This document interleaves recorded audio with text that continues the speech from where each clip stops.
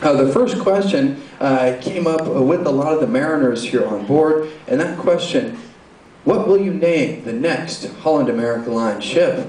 As you know, this is the first in the signature class, and the next one will already be starting to be built soon, finished approximately 2010, something like that. But just some of the names that came up that fit with the Eurodam: Dollar Dam, Peso Dam, and a lady from Nevada said, why don't you just call it the Hoover Dam? And then, of course, the always fun suggestion of the MS Give a Damn. Well, in any case, it has not been named yet. Of course, the fun question that always comes up, especially with the first-time cruisers, do the stairs go up or down? I will let you off the hook on that one because I hope you've figured them out at this point. However, when the question comes up, if the photos in the photo gallery aren't marked, how do we know which photos belong to us? Here we start with the silly ones.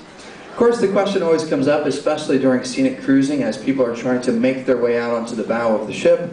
Where is the elevator that takes me to the front of the ship?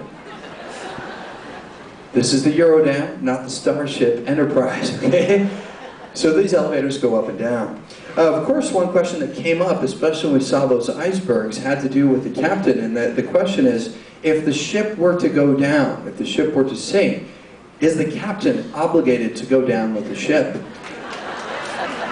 A lot of people have seen the movie Titanic, and they saw the captain there standing on the bridge until the end. Well, I thought this was a curious question, so I asked the captain this question. He said, Shane, at one point that was the case. The captain was expected to go down with the ship, but now they have changed that rule. And I said, well, what have they changed it to? He said, nowadays, if the ship goes down, the cruise director has to go down with it. I didn't like that change, okay? That's not a good change to the rules. This next question comes up, especially with this talk. Do I leave the ship before or after I disembark? And of course, the question about the captain follows up, is the captain allowed to have his wife on board the ship? Now, I asked the captain this question as well. He said at one point, he was not allowed to have his wife on board with him. And I said, well, why was that? He said, well, you were never allowed to have two captains on the same ship. Next question has to do with the food. I hope you've enjoyed the food service. Of course, those guys do a wonderful job in the dining room, everything from the presentation, the taste, and over 6,000 meals every single day. Yeah. If you think about the operation that happens just with the food alone, you've got to be amazed with what they accomplish in the dining room. The question comes up, you know, I've eaten a lot this cruise. However, will I weigh the same on land as I do at sea? Now, a lot of you know the difference between a nautical mile and a land mile, and that a nautical mile is 15% larger or longer than a land mile. Now, when you go home, just tell everyone you're now weighing yourself using nautical pounds, okay? So it's the same thing, just 15% larger. And of course, the fun question about the staterooms, why doesn't my stateroom microwave work? That's because it's a safe, not a microwave, okay?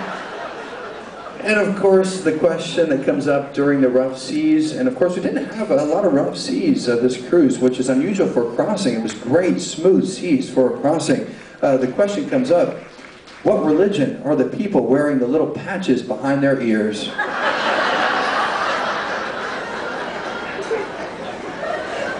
And of course, the always famous, especially with the Eurodam, you know, probably the most frequent question that we do get that has to do with the staterooms. How do I work my shower? It comes up a lot. It comes up a lot. Next question I get at the gangway all the time. Have you seen my husband? Very tough to match up those husbands. And of course, the always famous question about the crew members, does the crew sleep on board the ship? Some of them commute every day. And it's a heck of a long swim from Holland and the Philippines, I'll tell you what. But the final question, and we'll end with this one because this one takes the cake, is the water in the toilets of the Eurodam fresh water or salt water? I have not tasted that water. Now, there's a couple reasons why I haven't tasted it. Number 1 and number 2. Okay, those are the reasons. Let's have a round of applause for the silly question.